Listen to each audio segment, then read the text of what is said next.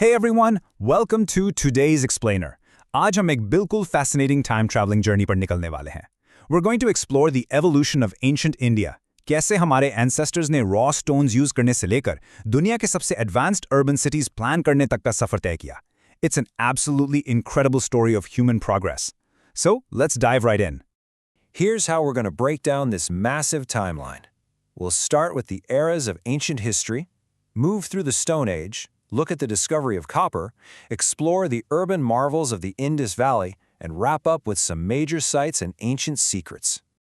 All right, let's kick things off with Section 1, the eras of ancient history. So you know how historians categorize time? Prehistory is that ancient era where we have absolutely zero written evidence. Think of the Stone Age. Everything we know comes purely from rocks and tools. But then there's proto-history, which is super mysterious. यहाँ written records exist तो करते हैं, like in the Harappan civilization, लेकिन catch ये है कि we still haven't deciphered them. Script सामने है, but we literally just can't read it yet. Moving on to Section 2, Stone Age, Hunters to Farmers. Just think about the sheer scale of time here for a second. It's mind-blowing. From around 5 lakh BC all the way to 10,000 BC, we were stuck in the Paleolithic, or the Old Stone Age. फिर 10,000 BC के आसपास आया Mesolithic, the middle period. And finally, around 7,000 BC, we entered the Neolithic, or the New Stone Age. Let's see how this evolution actually played out step by step. Step 1, the Paleolithic era. Humans were just surviving, using raw, unpolished stones for basic needs. By step 2, the Mesolithic era, they got smarter and started using these tiny, incredibly sharp stones called microliths. But step 3, the Neolithic Age, that was a massive game changer. यहाँ humans ने tools को polish करना सीख लिया and more importantly, वो मेरे hunter gatherers से shift होके actual food producers बन गए. उन्होंने excess अनाज store करने के लिए agricultural pottery तक बनाना शुरू कर दिया था. To make this era feel a bit more real, let's look at a specific spot. Burzahom, a really famous Neolithic site in Kashmir. Log wahan zameen ke andar pits mein hirte the, right next to a lake.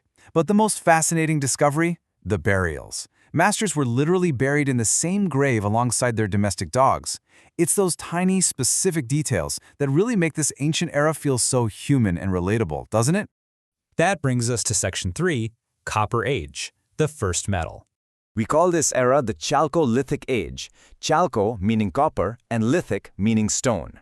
So log पत्थर के tools के साथ-साथ तांबा यानी copper का use करने लगे थे. It was humanity's very first metal. ये mostly rural communities थीं जो black and red pottery बनाती थीं. But the crucial takeaway here is this. इन्हें अभी तक horses या burnt bricks के बारे में कोई knowledge नहीं था. Now for the big one, Section 4, Indus Valley, Urban Marvels. Around 2500 BC, we hit the Bronze Age and the absolute marvel that is the Indus Valley civilization. Honestly, ये लोग किसी modern smart city planner से कम नहीं थे. उनकी streets exactly 90-degree angles पर intersect करती थी, creating a perfect advanced grid system. उन्होंने exclusively baked और burnt bricks का use किया, which was revolutionary.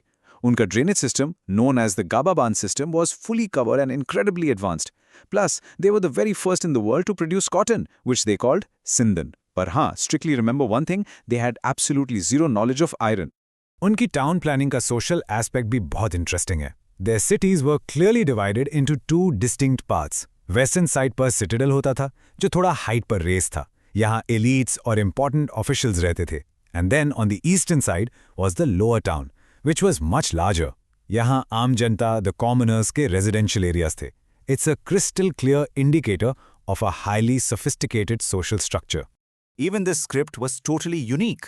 They used a writing style called boustrophédon. Essentially, आप right to left लिखना शुरू करते हो, and then on the very next line, you instantly flip and go left to right.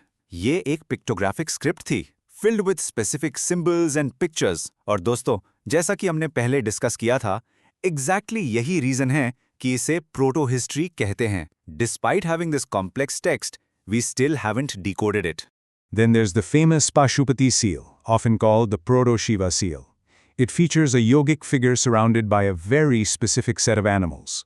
ये exams में काफी पूछा जाता है, so here's a super easy trick for you to remember them. Just think of the phrase BTER deer. That's B for buffalo, E for elephant, T for tiger, R for rhino, और साथ में दो deer. Memorize that trick and you've got the whole seal covered. All right, moving into our final part, Section 5, Major Sites and Ancient Secrets. Let's do a quick tour of the major sites. Harappa was right on the Ravi River, where they found 6 massive granaries in a single row, plus coffin burials. Mohenjo-Daro, their largest city, was on the Indus River and gave us the iconic Great Bath and the Great Granary. Then we have Lothal, on the Bhogava River, which was basically an ancient dockyard or port, featuring fire altars and double burials. And Kalibangan, near the Gagar River, is super famous for its plowed fields and black bangles. Now you might be wondering, why am I just showing you the number 10.5?